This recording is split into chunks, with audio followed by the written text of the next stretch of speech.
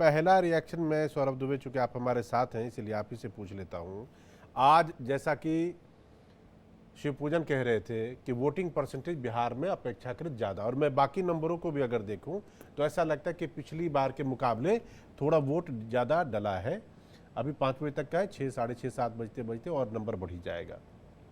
क्या ये इसलिए बढ़ा क्योंकि अब जहां पर वोटिंग हो रही है ये वो इलाके हैं जो इलाके आप कह सकते हैं कि बीजेपी के लिए कंफर्टेबल है, स्ट्रांग होल्ड है, जहां पर उसके वोटर हैं, जहां पर जीतने की संभावना में कोई शक या कोई सुबह नहीं थी, इसीलिए नंबर बढ़ गए। और इससे पहले हमने वहां पर नंबर कम देखा जहां पर कि टक्कर कांटे का था। क्या ये वजह थी?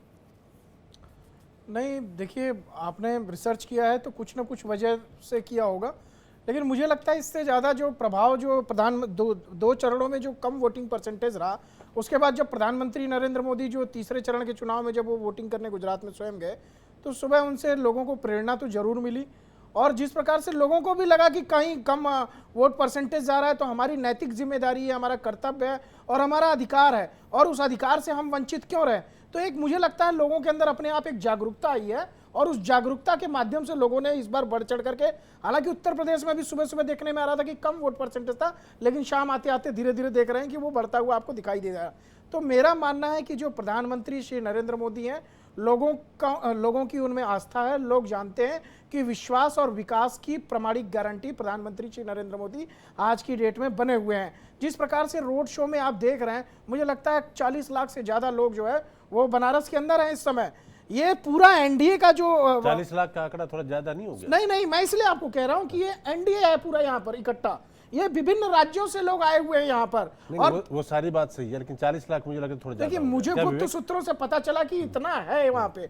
ये भी पता चला है कि कई सारे कांग्रेसी, कई सारे समाजवादी पार्टी के कार्यकर्ता भी प्रधानमंत्री को देखने के लिए उस भीड़ में इकट्ठा है। कांग्रेस और समाजवादी पार्टी भी कह रहे हैं उस भीड़ में मौजूद है। बिल्कुल उस भीड़ में मौजूद है, वहां पर प्रधानमंत्री नरेंद्र मोदी जी के करिश्माई नेतृत्व को देखने के, क्योंकि उनको पता है कि इसके बाद तो प्रधानमंत्री जी से मिलने दिल्ली आना पड़ेगा। इधर तो एक बनारस में एक मौका है उनके पास। आसपास के जितने भी पूर्वांचल के लोग हैं, वो सभी लोग जो है, चाहे वो समाजवादी पार्टी के हो, चाहे कांग्रेस के हो, और भाजपा के कार्यकर्ता, साथ ही साथ जनता, जिसके लोकप्रिय नेता हैं प्रधानमंत्री श्री नरेंद्र मोदी, ये गवाही है, आपकी सबूत है 400 की जो आप देख रहे हैं टेलीविजन पे, और ये आपके कैमरा दिखा रहा है, ये मैं नहीं दिखा रहा हूं। ये 4-4 का बड़ा फॉर्मूला है, मैं देख रहा हूं 40 लाख 400 सीट, सब कुछ 4 से 4 जून को। मैं ये देख रहा हूं कि यश श्रीवास्तव वहां पर बैठे बैठे मुस्कुरा रहे हैं। भाई, आपके पार्टी के लोग भी मोदी जी को देखने के लिए बनारस गए हुए, ऐसा सौरभ दुबे कह रहे हैं।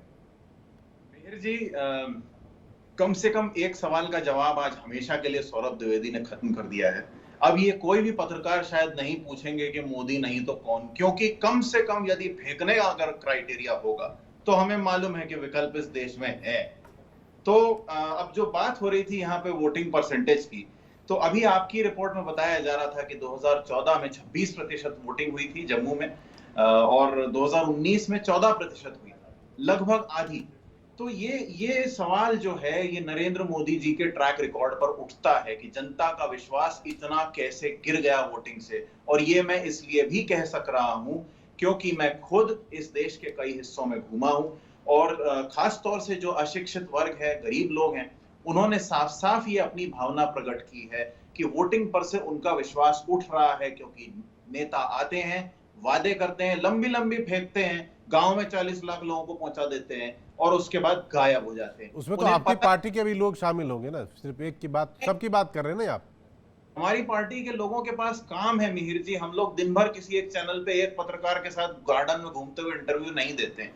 हम लोग घूम रहे हैं, पूरा देश 2 बार नाप चुके हैं, आप जानते हैं। तो वोटिंग परसेंटेज का ऐसा है कि मैं फिर से इंसिस्ट करूंगा कि वोटिंग परसेंटेज गिरना भी सरकार के प्रति अविश्वास का सूचक है, क्योंकि जनता को भरोसा ही नहीं है कि वोट देने से कुछ होगा, जो हम आप सब जानते हैं जनता क्या फीडबैक दे रही है। ये कोई बड़ी नई बात नहीं कह रहा हूं मैं। तो जो सवाल उठता है नरेंद्र मोदी जी की रैली करने का, और तेलंगाना में आपने अभी बताया माधवी लता जी, अभी आपके रिपोर्ट दिखाते दिखाते एक नया केस हुआ है तेलंगाना में उन पर। वो ईवीएम मशीन छीनकर भाग गई। वो मशीनें जिनसे वो मैनिपुलेट कर रही थी, ऐसा आरोप था कि वो मशीनें गलत हैं, मैल फंक्शन कर रही हैं, या माधवी लता जी उन पर मैनिपुलेशन कर रही हैं। वो मशीनें वो छीन कर, जो कि सीज हो रही थी, उन्हें छीनकर भाग गई। यही माधवी लता जी बहुत अलग अलग कारणों से मीडिया में रही हैं। वो कारण बताना मेरे लिए जरूरी नहीं है, हम सब जानते हैं। इस तरह की उम्मीद हमें सांसद प्रत्याशियों से नहीं होती। तो इस देश ने ये दिखाया है इस समय हमें, हम सबको, आप, मैं, पूरा मीडिया, पूरी पूरी विधायिका इस बात की जिम्मेदार है, हम सब कलेक्टिवली जिम्मेदार हैं कि जनता का विश्वास वोटिंग पर से उठ रहा है, और ये हमारी उससे भी बड़ी जिम्मेदारी है कि हम उस विश्वास यश, को आपने कहा, ठीक है, आपकी बात, पूरी बात आ गई, आपकी पूरी बात हमने आने दी। मैं ये कह रहा हूं, आपने कहा वोटिंग परसेंटेज गिरा है, लेकिन सिग्निफिकेंटली आप पिछले 3 फेज को देखेंगे, पिछले 3 फेज से इस बार वोटिंग परसेंटेज राइज हुआ है। श्रीनगर की बात आपने की, श्रीनगर में 2014 की बात हमारे रिपोर्टर कर रहे थे, कह रहे थे 16% के आसपास मतदान हुआ था, वही 2019 में 18% के आसपास मतदान हुआ था। इस बार लगभग 40% के आसपास मतदान जा सकता है। 36% मतदान अभी तक लगभग हो चुका है। तो ये फेल्योर है या सक्सेस है? 370 से लोग खुश हैं। हाँ, 370 के बाद पहला ये मेजर इलेक्शन है। तो आप इसे आप कह रहे हैं कि गिरा है, या तो आंकड़े कह रहे हैं सिग्निफिकेंटली राइज हुआ है पिछले 3 चरणों के मुकाबले? यश, कि 26 से 14 या 16 पहुंचने के बाद अचानक 40 पहुंचा है, तो पूरे कश्मीर में हमें यह भी याद होना चाहिए कि लद्दाख में पूरी की पूरी जनता सड़क पे विरोध कर रही थी 370 का जो भी निर्णय भाजपा ने लिया है उसके खिलाफ, और लद्दाख की जनता चीन के आक्रमण से भी लगातार परेशान है और अपना स्वर उठा रही है। हमें इन बातों को याद रखना चाहिए, और प्रधानमंत्री जी की वाहवाही के लिए कई लोग लगे हुए हैं, उनकी पार्टी लगी हुई है, यहाँ पे भी लोग लगे हुए हैं कुछ, लेकिन हमें ये याद रखना होगा कि प्रधानमंत्री अपनी पूजा करवाने के लिए नहीं है।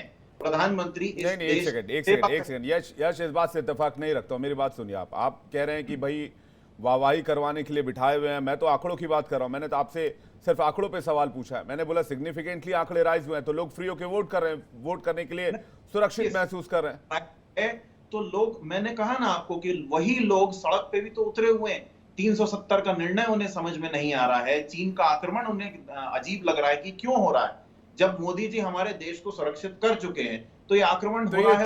16% 14% वोटिंग में समझ में नहीं आता था, सब लोग सुकून से थे, इसलिए 14% वोटिंग होता था, किसी को कोई फर्क नहीं पड़ता था। आप ये कह रहे हैं आउटगोइंग यूपीए गवर्नमेंट के समय 26% वोटिंग थी। 2019 तो सर उससे 14% 12% का राइज है। आप इस पर बात कीजिए ना। आप कह रहे हैं कि भाई लद्दाख की अकेली जनता, उन्होंने वोटिंग को 40% तक पहुंचा दिया 26% से उठाकर।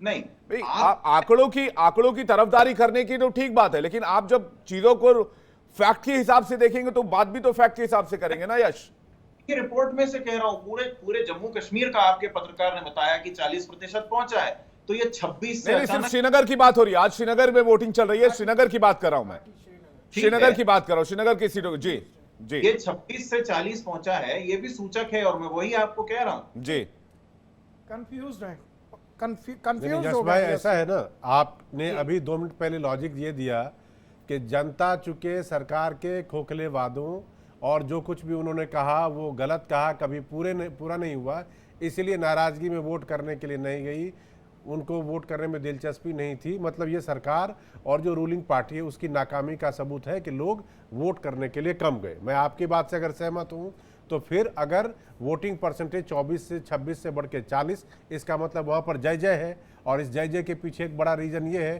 कि 370 हट गया है। तो क्या आप ही के बात से ये मैं निकाल के मानूं कि 370? जी, मैंने तो ये भी कहा है कि जनता सड़क पे उतर के विरोध कर रही है। वो भी आपकी बात पे स्वीकार कर लेता हूं, लेकिन ये भी तो आप ही के फॉर्मूले से कि ज्यादा वोट का मतलब ये है कि जनता में विश्वास है, भरोसा है पहले के मुकाबले। फॉर्मूला नहीं है, ये मेरा ऑब्जर्वेशन है। जी जी, ठीक है। हिंदी बेल्ट में मैंने आपको जो बताया वो ये है, और लद्दाख में जो हो रहा है वो हमारे आपके सामने हो रहा है। क्या चीन घुसपैठ नहीं कर रहा है? क्या वो सैटेलाइट फोटोज झूठे हैं? क्या हम इस बात को नकार देंगे? नहीं यश भाई सुनिए, एक बात बड़ी सिग्निफिकेंट है। बात अभी हो रही है कि कश्मीर में वोटिंग की, और हम चले जा रहे हैं लद्दाख पे। बात हम पूछेंगे कि टर्नआउट ज़्यादा हो गया, आप याद दिलाएंगे चाइना की, वो सब बातें भी अपनी जगह पे है। लेकिन अभी जिस पर घुटने के दर्द की बात हो रही है, तो अभी घुटने के दर्द की ही बात पहले कर लेते हैं। ये सवाल 10 साल से हम एनडीए और बीजेपी से पूछ रहे हैं मेहर जी, हम भी यही पूछ रहे हैं कि हम जो सवाल पूछते हैं, आम जनता जो पूछती है उसका जवाब नहीं मिलता है। हम पूछते हैं बेरोजगारी, जवाब आता है कुछ और। ये आप हम सब जानते हैं, तो ठीक है, उन्हीं की भाषा में हम भी ठीक है। इस पर मुझे लगता है विजय शर्मा इस पर आंसर करेंगे, ऑफिशियल प्रवक्ता बैठे हुए हैं विजय शर्मा जी बीजेपी की तरफ से। विजय शर्मा जी, योर टर्न, आपका जवाब क्या होगा? कांग्रेस के जी लिए? जी जी देखो, कांग्रेस के हमारे जो प्रवक्ता हैं उन्होंने बड़ी हास्यास्पद बातें की हैं। मुझे नहीं लगता कहीं से भी कोई लॉजिकली, आप मुद्दे की बात कीजिए, तथ्य की बात कीजिए, जिसका कोई सर नहीं पैर नहीं, इस तरह की बातें की हैं। 300 अगर ज्यादा मतदान होता है तो उसको हम लोकतंत्र मजबूत के रूप में देखते हैं, ना कि लोकतंत्र कमजोर के रूप में देखते हैं। इन्होंने तो बड़ी एक अजीब सी बात कह दी, अगर वहां लोग बड़ी संख्या में, बड़ी तादाद में वोट करने के लिए निकले हैं तो इसको अच्छे रूप में देखा जाना चाहिए। यानी आपने देखा होगा कैसे अलगाववादियों का वहां असर होता था इनके राज में, और देखें 2014 में क्या परसेंटेज थी, 370 हटने के बाद में किस तरह से परसेंटेज बढ़ी है। और ये बातें करते हैं लद्दाख की तो इनके युवराज जी और इनकी बहना जी जो वो किस तरह से वहां खेल रहे थे बर्फ के साथ, पहले कभी कोई सोच सकता था इस तरह से जम्मू कश्मीर के अंदर? किस तरह से आप सोच सकते हो कि वहां सांस्कृतिक जो झांकियां निकलती हैं आपका जन्माष्टमी के दौरान, रक्षाबंधन के दौरान, आप सोच सकते थे क्या? तो इनका काम तो सिर्फ झूठी, बेकार, नकारात्मक बातें नहीं करना लेकिन होता है। विजय जी एक बात बताइए कि ये वोटिंग टर्नआउट इतना थोड़ा सिग्निफिकेंटली राइज कैसे किया है? क्या ये विवादित बयानों का असर है, हिंदुस्तान पाकिस्तान का असर है? ये राइज कैसे है? पिछले 3 चरण में हमने देखा, 2 चरण में हमने देखा कि भाई बहुत ठंडा टाइप का वोट परसेंटेज जा रहा था। ओवरऑल नहीं कह सकते हैं, पश्चिम बंगाल में अच्छी वोटिंग हुई थी, असम में अच्छी वोटिंग हुई थी, कुछ और एक स्टेट में अच्छी वोटिंग हमें देखने को मिली थी। लेकिन अगर मेजर हिंदी बेल्ट की बात करें तो वहां पर वोटिंग टर्नआउट बहुत ज्यादा, लेकिन मध्य प्रदेश में अच्छा हुआ था, मध्य प्रदेश को छोड़ना होगा इसमें। तो उसके बाद जो बयानों की आंधी चली है उसका असर है या फिर कोई और रीजन है? देखिए, ये प्रधानमंत्री जी की लोकप्रियता है, उन्होंने अपील की थी। पहले चरण में भी तो लोकप्रियता थी पीएम की, दूसरे चरण में भी थी, तीसरे चरण में भी थी, आप या मेरी चौथे बात चरण में कंप्लीट जगी होने है? मैं बताऊंगा ना, मैं जी। बताता हूं। जब मतदान कम हुआ तो उन्होंने लोगों से अपील की थी कि लोकतंत्र में आपके लिए जरूरी है वोट करना, और उन्होंने पूरे देश से अपील की थी कि बढ़ चढ़ के हिस्सा लें और उसके बाद में आप देख लें। तो ऐसा नहीं है, सारी जनता जागरूक है और प्रधानमंत्री जी की सर बातें मुझे याद है सुनती विजय जी, वो देवन से अपील कर रहे हैं कि आप देवन से वोट करिए, बाहर जाइए, निकलिए, वोट कीजिए, ज्यादा से ज्यादा वोट कास्ट कीजिए। नहीं, जितने भी इंटरव्यूज उनके देखे, जितनी भी रैलियां हुई, सब में उन्होंने कहा कि देवन से पोल ज्यादा से ज्यादा कीजिए, पिछली बार से पोल ज्यादा कीजिए। विवेक जी, जब फर्स्ट और सेकंड का हुआ था तो उसके बाद में उन्होंने स्पेशली स्टेज से बोला था, पूरे देश को संबोधित करते हुए बोला था कि मैं सबसे अपील करता हूं कि अपने मतदान का उपयोग जरूर करें ताकि लोकतंत्र मजबूत हो। जिस मर्जी पार्टी को करें, उन्हें यहां तक भी बोला था आप जिस मर्जी पार्टी को वोट करें लेकिन वोट मतदान का प्रयोग जरूर करें। तो आप देखें वो सेकंड फेज के बाद में बोला था उन्होंने, तो उसका बात असर हो रहा है, देख रहे हो। अब उसको भी एक गलत नजरिए से देखते हैं, तो अब इनका ये कसूर है क्योंकि देश की जनता सुनती है। कोई गलत नजरिए से नहीं देख रहा आप सर। देखिए इसको किसी भी दूसरे अपील तरीके को से कोई गलत देखें। नजरिए से कैसे देख सकता है विजय जी? ऐसे देख सकता है कि इनके पेट में दर्द हो रहा है। देखिए कश्मीर का ये अगर कम वहां पे वोटिंग होती है तो उसको भी अपने फायदे में लेते हैं ये। अरे भाई वहां अलगाववादियों का असर था, सबको पता थी। आज लोग वोट देने के लिए बाहर निकले हैं, प्रधानमंत्री की रैली को सुनने के लिए लाखों लोग वो तो सड़कों सर पे उतरे विजय जी हैं। सिंपल सी बात है, वोट ज्यादा होंगे या वोट कम होंगे अपने फेवर का बताएंगे, ऐसा थोड़ी करेंगे कि आप कहते हैं कि भाई बीजेपी के सपोर्ट में वोट, कांग्रेस के प्रवक्ता ये बैठ के थोड़ी बोल रहे हैं कि भाई आपके सपोर्ट में वोटिंग हो रही है। प्रेम कुमार जी से पूछूंगा, प्रेम कुमार जी थोड़ी बोलेंगे विवेक जी, ये किसने बोला है कि मेरे फेवर में सारी वोटिंग हो रही है? मैंने कहा है प्रधानमंत्री जी की बात को देश सुनता है जी, उनकी अपील का असर होता है, मैंने ये बोला है। ठीक अब है। मैं इनकी बात का जवाब देता हूं जो इन्होंने बात बोली है। ये कहते हैं प्रधानमंत्री जी घूमते हैं। अरे भैया आपके राहुल गांधी जी पूरे विश्व को घूमते हैं, देश को क्या घूमते हैं? दूसरा आप कहते हैं पैर छुपाने का प्रधानमंत्री मोदी जी को, हमारे प्रधानमंत्री जी श्रमिकों के पैर धोते हैं। आप बूढ़े बुजुर्ग 80 साल के लोगों से पैर छुपाते हो, हमारे यहाँ आशीर्वाद लेते हैं। तो इस तरह की बातें मत करो कि जो आपको हंसने पे वो करे। माधवी लता की बातें सुनो, उन्होंने दोपहर को बोला था कि मेरा राइट है, मेरे को ये संविधान आधार देता है कि मैं किसी की चेकिंग कर सकती हूँ। चेकिंग का मतलब ये है कि मैं आइडेंटिटी, क्योंकि मैं एक औरत हूँ, औरत को नहीं देख सकती है क्या? लेकिन फिर ये केस कैसी हो गया बातें उस करते पे, हैं? सुनिए ना विजय जी, फिर उस पे केस देखिए, भी हो गया, तमाम देखिए चीजें। केस करना एक अलग चीज है, क्योंकि वहां सरकार किसकी है? कांग्रेस की। वो हताश है, निराश है, परेशान है, क्योंकि आपने देखा होगा किस तरह से कांग्रेस ने अपना उम्मीदवार उनको नहीं उतारा।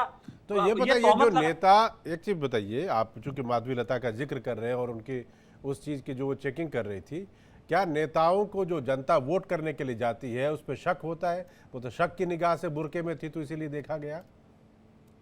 नहीं नहीं, इसको देखो, आप शक की तरफ से मत देखो। क्यों, ये मैं क्यों नहीं देखूं? अगर किसी ने आपको वोटर आई कार्ड, आपने किसी से मांगा, उन्होंने वोटर आई कार्ड आपको हाथ में दे दिया, आप देख के छोड़ सकते थे। उसके बाद आपने क्या किया कि बुर्का उतार के दिखाओ, फिर आप सवाल भी कर रहे हो मेहर जी, कि आप मेहर जी पार्टी देखिए, सुनिए तो मेहर जी, सही, मेहर जी सुनिए, देखिए, ये इतनी मेहर- सारी चीजें तब होती है जब आपके मन में शक होता है। अगर शक ना होता तो एक बार में बात खत्म हो जाती। अब मैं आपको जवाब देता हूँ, जी, थोड़ा सा प्लीज। पेशेंस रखते हैं, सुनिए। जी। देखिए, कोई भी पोलिंग बूथ होता है, वहां सारी पार्टियों के पोलिंग एजेंट होते हैं और वो पर्ची चेक करते हैं, तो क्या वो भी शक होता है? ये लोकतंत्र का एक हिस्सा है, किसी को उंगली उठाने का मौका ना मिले। तो हमारी जो अब बहन है, ये माधवी लता जी, आपने देखा होगा कितने अच्छे से इन्होंने इलेक्शन लड़ा है, कितने अच्छे से अपना बातें रखी हैं। तो उनको कहीं बूथ पे जाके किसी तरह का कोई शिकायत आई होगी, पोलिंग एजेंट ने, वो मेल ने कान में बोला होगा, बाहर बोला होगा कि भाई मैं चेक नहीं कर पा रहा हूं क्योंकि मैं मेल हूं और ये फीमेल है, तो आप इस काम को कर सकते हैं। तो उन्होंने 2 मिनट के लिए कहीं बूथ पे जाके चेक कर लिया, तो इसको आप शक से कैसे जोड़ देंगे? जी चलिए विजय जी, आपकी बात समझ गया। प्रेम और कुमार जी, दूसरी मैं बात बताता हूँ, ये कहते हैं उसकी चाल, अब इनकी ममता बनर्जी जी चीफ मिनिस्टर जो है, वो सुनिए क्या ना, कहती है, कांग्रेस 40 सीटों पे सिमट जाएगी। आपको इनकी बात का जवाब मैं विजय जी, देता हूं। आपके पास आता हूं ममता बनर्जी के उस पॉइंट पे भी। प्रेम कुमार जी काफी देर से खड़े, मतलब इंतजार कर रहे हैं अपने टर्न का। प्रेम कुमार जी, 2 चीजें पिछले मतलब तीसरे चरण के मतदान और चौथे चरण का मतदान जो आज हुआ, इसके बीच में 2 अहम चीजें हुई। एक तो जो हिंदू मुसलमान वाला रेटोरिक था वो बार बार आता रहा और हम और आपने कई बार उस पर चर्चा की। और दूसरी बड़ी घटना ये हुई कि अरविंद केजरीवाल जेल से बाहर आ गए। अब इन दोनों चीज़ों के बाद आज की वोटिंग परसेंटेज को ऊपर से लेकर नीचे तक देखिए, जिसमें हिंदी हार्टलैंड वाले भी राज्य, बिहार है, एमपी है, यूपी है, वोट परसेंटेज बढ़ भी गया है।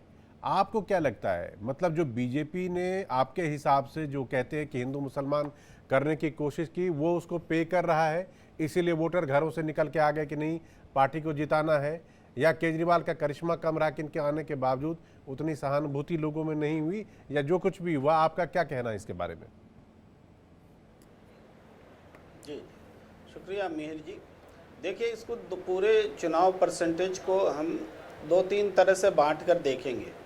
अब कश्मीर में अगर वोट परसेंट बढ़ रहा है तो बीजेपी तो वहाँ चुनाव भी नहीं लड़ रही है, तो बीजेपी के फैक्टर से वोट परसेंट बढ़ रहा है ऐसा नहीं माना जा सकता। संसद में अपनी भागीदारी को बढ़ाने के लिए नेशनल कॉन्फ्रेंस के प्रति हो सकता है, पीडीपी के प्रति हो सकता है, कांग्रेस के प्रति हो सकता है, उनका उस वजह से एक कंपटीशन है कि कौन जाए, वो कारण होगा। बीजेपी वहाँ है ही नहीं। दूसरा हम देखें कि उत्तर प्रदेश और मध्य प्रदेश, सबसे ज़्यादा मध्य प्रदेश है।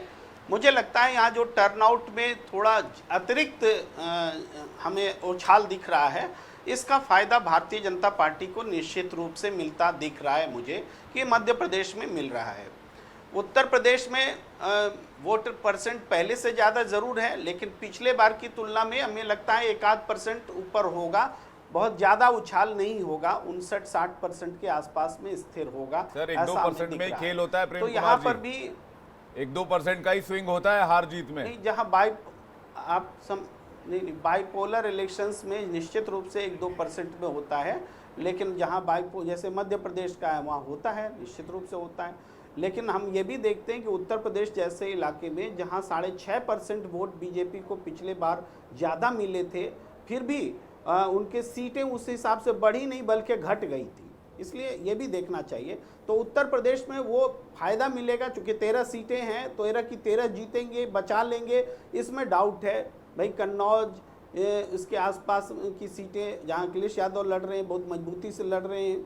आप देखिए सीतापुर, वहाँ पर भी अच्छा टर्नआउट हुआ है, लेकिन वहाँ भी कांग्रेस प्रत्याशी बहुत मजबूती से लड़ रहा है। कई सीटें हैं, हम ये नहीं मानते कि 13 की 13 सीटें ये रिटेन होगी, लेकिन अच्छे फाइट और कांटे का संघर्ष, और उसमें आप बोल सकते हैं बीजेपी को एज है क्योंकि सीटें भी उनके पास थी, ये हम देख रहे हैं। लेकिन महाराष्ट्र में देखिए ये वो ट्रेंड बना हुआ है जो कि बीजेपी को चिंता का कारण है। गुजरात में वोट परसेंट नहीं बढ़े थे पिछले बार, राजस्थान में नहीं बढ़े थे पिछली बार, बहुत सारे प्रदेश में नहीं बढ़े जहां चुनाव खत्म हो चुके हैं। लेकिन तेलंगाना में अगर वोट परसेंट बढ़ा है तो इसका मतलब ये नहीं कि बीजेपी जीत के आ रही है। तेलंगाना में कांग्रेस की सरकार आई है, नई ऊर्जा है, नया संकेत है, वहां भी फाइट है। लेकिन बढ़ा तो वहां मेरा, एक कांग्रेस घटा को तो भी है। मेरा। तो ये प्रेम कुमार जी, बढ़ा तो हमारी तरफ, मैं तो घटा सब तो भी analyze हमारी करें, तरफ। ये तो आप जनरलाइज नहीं, आप ही लोग अगर कह रहे हैं, आप मैं तो ये कुछ मान कह ही के नहीं रहा। बैठे कि जो मैं तो, हम तो प्रेम रोज कुमार बैठते हैं बोलेंगे, साथ में, वो आप विवेक, उसका तो उल्टा ही क्या ही बोलेंगे। अब तक 4 राउंड की पोलिंग हुई है और मैंने देखा है कि बढ़ा या घटा दोनों ही केस में चित भी मेरी पट भी मेरी वाली सिचुएशन पार्टी चाहे कोई भी हो वैसे ही कहती है। बढ़ अभी गया तो अभी हिम्मत। मैंने ये बोला क्या? अभी ऐसा मैंने एनालाइज किया क्या? नहीं, मैं आप कह रहा हूँ मध्य प्रदेश में भारतीय जनता पार्टी को एज है, बिल्कुल एज है, बहुत ज्यादा वोट परसेंट बढ़ा है। नहीं, उत्तर आपने प्रदेश में आपने उतना मैं वोट आपको परसेंट बताता हूँ नहीं आपने बढ़ा। क्या कहा। सुनिए इस सुनिए हिसाब प्रेम कुमार से जी, मैं वो आपको बताता फायदे हूँ। नहीं मिलेंगे। आपने कहा तेलंगाना में 13 बढ़ा की है 13 सीटें हैं। और फर्स्ट के 3 फेज में जो वोटिंग परसेंटेज कम रहा है उसमें बीजेपी के वोटर्स उदासीन रहे हैं। आपका ये आप पहले भी ये कहते रहे हैं। है कहाँ जो उसको फायदा मिल जाएगा? बात तो यह है, पिछले लोकसभा चुनाव में 4 सीटें मिली, विधानसभा में साफ हो गई, 10 सीट 8 सीट कुछ मिली। नहीं, मैं ओवरऑल बात कर रहा हूं। मैं किसी स्टेट पार्टिकुलर की बात नहीं कर रहा हूं। मैं सिर्फ तेलंगाना या आंध्र प्रदेश या फिर किसी पश्चिम बंगाल को लेकर बात नहीं कर रहा हूं। ओवरऑल टर्नआउट की बात कर रहा हूं। ओवरऑल टर्नआउट की बात कर रहा हूं प्रेम कुमार जी, ओवरऑल टर्नआउट की बात कर रहा हूं। लेकिन क्या ये बयानों का असर है कि इस बार स्टेट्स में डिफरेंट है? हाँ, नहीं, तो ये बयानों का असर है या फिर प्रधानमंत्री मोदी की अपील का असर है? मैं आ रहा हूं यश आपके पास। हाँ, ये प्रश्न जो है आपका है कि बीते चौथे चरण में जो मुद्दे आए वो सांप्रदायिक ध्रुवीकरण वाले मुद्दे रहे। तो लेकिन सांप्रदायिक ध्रुवीकरण वाले मुद्दे बिहार में क्यों नहीं क्रांति कर गया? वो लगभग बराबर है। ऐसा तो नहीं कि 5% 3% बढ़ता दिख रहा है। उत्तर प्रदेश में उतना क्यों नहीं? लेकिन उछाल पिछले आया? तीन चरणों के लिहाज से बिहार अच्छा कर रहा है। लगभग 60% क्रॉस कर जाएगा बिहार का फाइनल ट्रेंड जो आएगा। 52-54% रहा है पिछले 3 चरणों में। 3 चरणों में प्रेम कुमार जी 2019 में कितना था बिहार में? 59% से थोड़ा कम था। आज 60 हो जाएगा। ये इतने का उछाल दिख रहा है, इससे ज्यादा। तो बीजेपी का वोट परसेंट भी तो 37.7% हो गया था 2019 में, 2014 के 31% के मुकाबले, और उससे इस बार और राइज कर रहा है। तो आप सिग्निफिकेंटली मार्जिन तो देंगे ना कम से कम, अगर आंकड़ों के लिहाज से आप आ रहे हैं तो। कितने स्टेट्स में बढ़े हैं उस हिसाब से ही तो आप एनालाइज करें। मैं इसलिए कह रहा था, मैं ओवरऑल की बात कर रहा हूं। मैं किसी तो वहाँ बीजेपी को थोड़े स्टेट वाइज एनालिसिस करूंगा तो बहुत टाइम लग जाएगा। तो बीजेपी को थोड़ी सीट मिल रही है जी।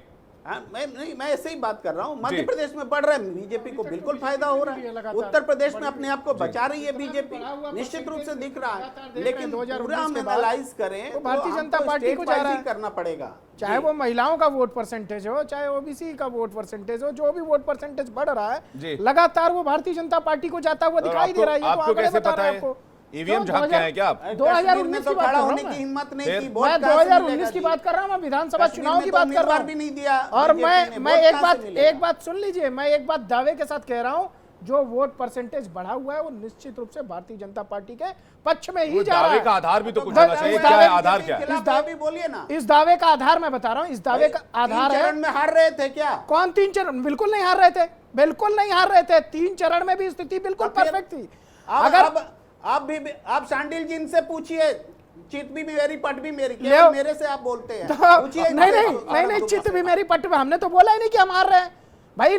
बार बार यही बात कही जा रही थी। मैं तो उनसे भी पूछ रहा हूँ, आपके दावे का आधार क्या है?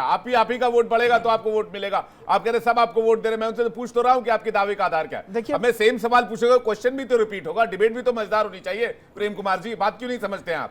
सौरभ दुबे जी, आप ही को वोट क्यों मिलेगा, बढ़ेगा तो आप कैसे कह सकते हैं? बता रहा हूँ क्यों मिलेगा। जो जिस प्रकार से अभी बयान देते हैं ना, ये कांग्रेस के नेता यश श्रीवास्तव जी, आपने ध्यान नहीं दिया था इनकी बात पे। इन्होंने कहा था अशिक्षित लोग जो वो वोट नहीं कर रहे हैं प्रधानमंत्री मोदी को या भारतीय जनता पार्टी को। मतलब ये कह रहे हैं जनता को कि वो अशिक्षित लोग हैं, पहली बात। दूसरी बात, अगर वो अशिक्षित है तो किसके कारण से है ये भी इनको बताना चाहिए। अगर वो अशिक्षित है तो क्यों है।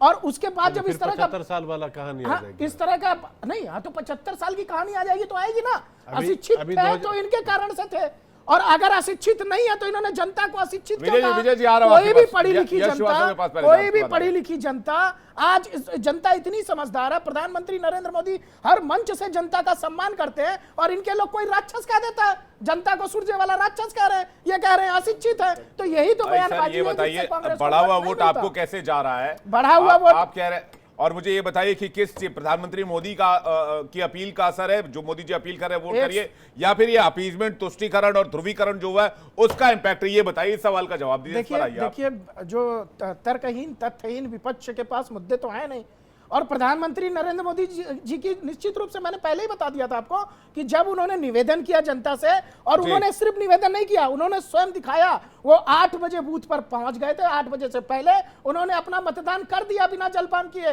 तो जनता भी प्रेरित होती है। देखिए प्रधानमंत्री नरेंद्र मोदी कोई हल्की शख्सियत नहीं है, बहुत सारी जनता उनसे प्रेरणा लेती है और इस बात को आपको स्वीकार करना पड़ेगा, आप भले कितने बड़े विरोधी हो, लेकिन प्रधानमंत्री नरेंद्र मोदी जो करते हैं जनता उसका कहीं ना कहीं पालन करती है, और उसमें सिर्फ भारतीय जनता पार्टी। यश श्रीवास्तव कुछ कहना चाह रहे हैं, उसके और विजय जी आपके इसीलिए पास आ रहे हैं। तमाम सर आप कुछ कांग्रेसी- पूछना चाह रहे थे? तमाम यश श्रीवास्तव- कांग्रेसी यश श्रीवास्तव रिएक्ट कर रहे हैं। हुआ, ठीक है, भाजपा में शामिल ठीक है, हुआ। यश श्रीवास्तव कुछ कह रहे हैं। यश श्रीवास्तव।